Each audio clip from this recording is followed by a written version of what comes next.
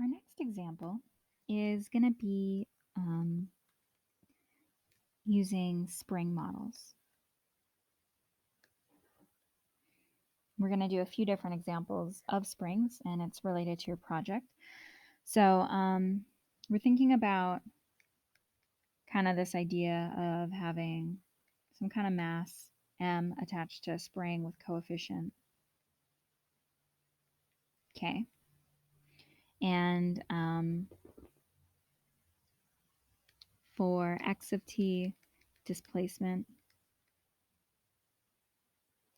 from equilibrium for the mass, kind of where it would rest naturally,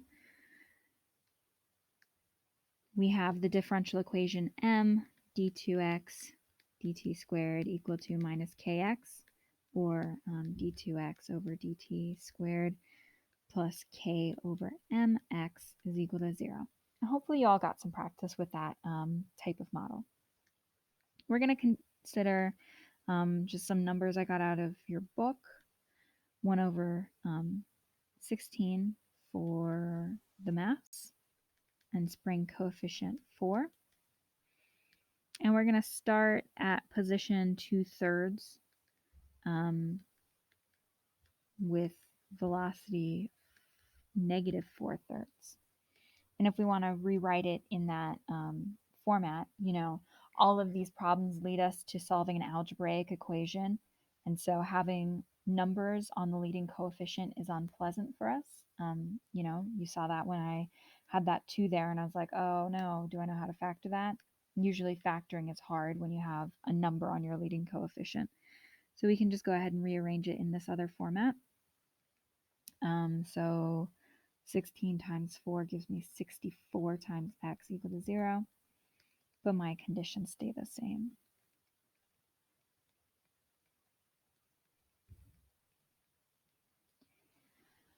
So to solve this type of problem, we're going to just, we have its second order, but it's constant coefficient. There's nothing on the right-hand side.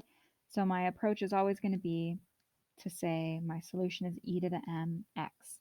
In this case, though, my x has become t.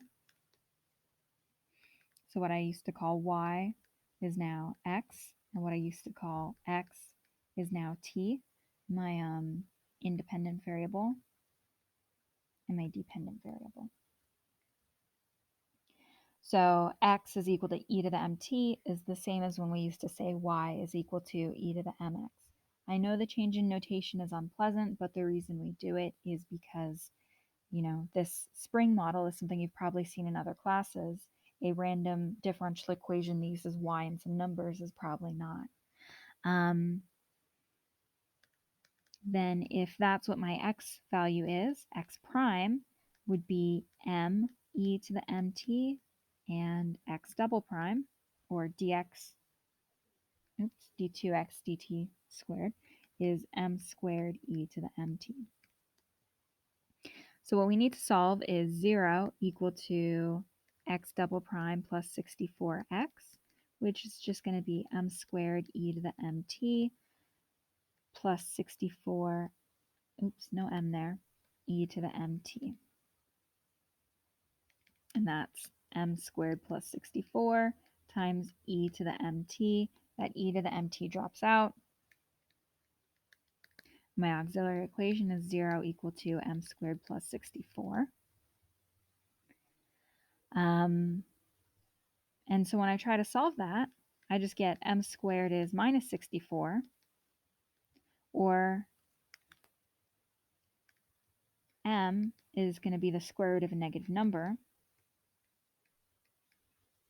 So it's just imaginary.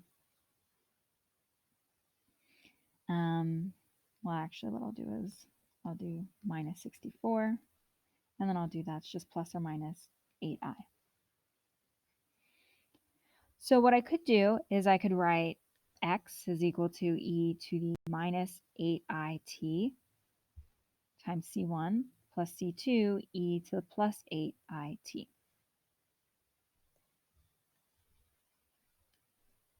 And the problem with this is that it's not very satisfying. We don't really know how to plot that. If I gave you conditions for any time that's not 0, dealing with the i's would be very confusing and you wouldn't be able to solve for your C1, C2.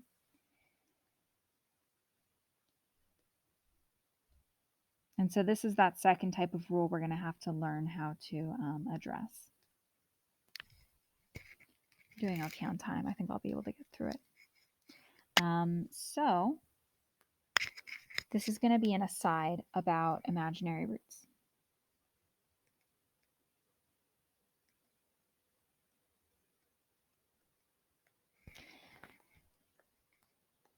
And then we'll go ahead and we'll apply it to actually get our solution for the problem we're thinking about.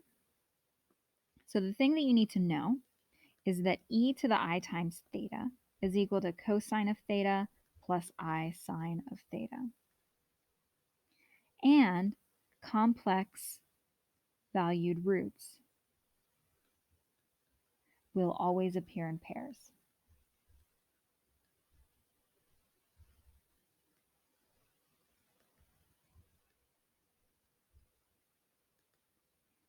So we had that like plus or minus 8i, or it could be like 1 plus or minus 2i, so on and so forth. And so if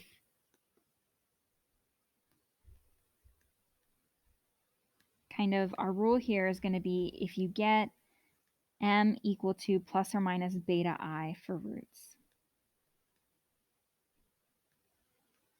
we're going to use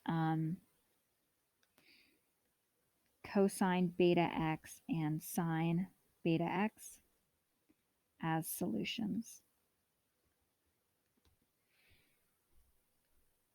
If you get m equal to alpha plus or minus beta I for roots, we're going to use e to the alpha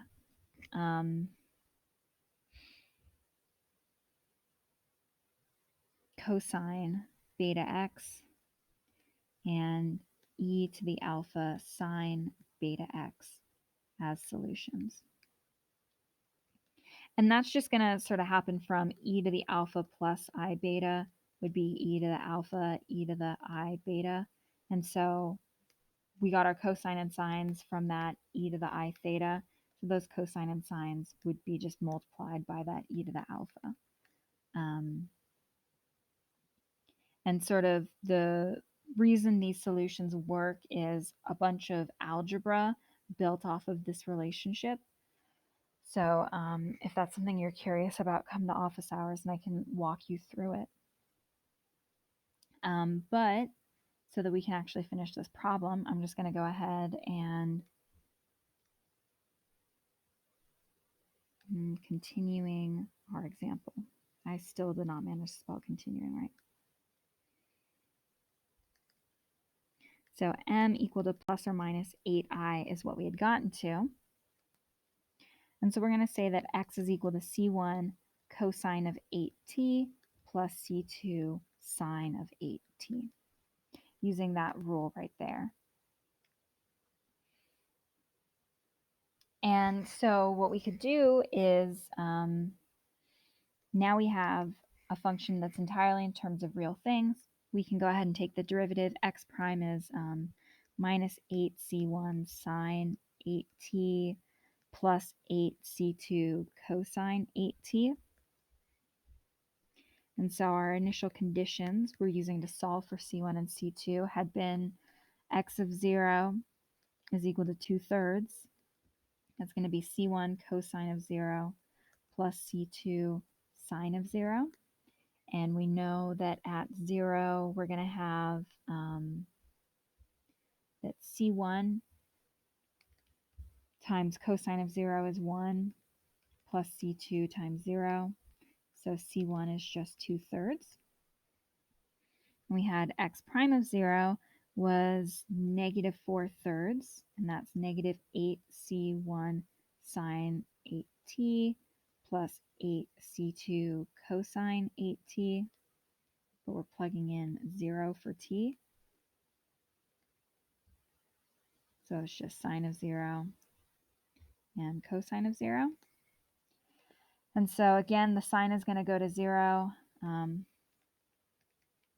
the cosine is going to go to 1. So we've got -4/3 is equal to 8c2, means that c2 is equal to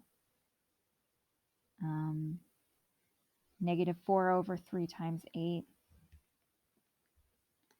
and 4/8 is 1/2. So it's just -1/6. So the solution is x of t equal to c1 2/3 cosine 8t plus c2 -1/6 sine 8t. And hopefully you all remember from when you were exploring springs that when you had that undamped spring, that's the first example you did, and it's what this one is because there's no thing attached to like x prime, you would expect oscillating solutions, and that's what we've got. Sines and cosines give us our oscillating solutions. So hopefully that matches what you thought would happen.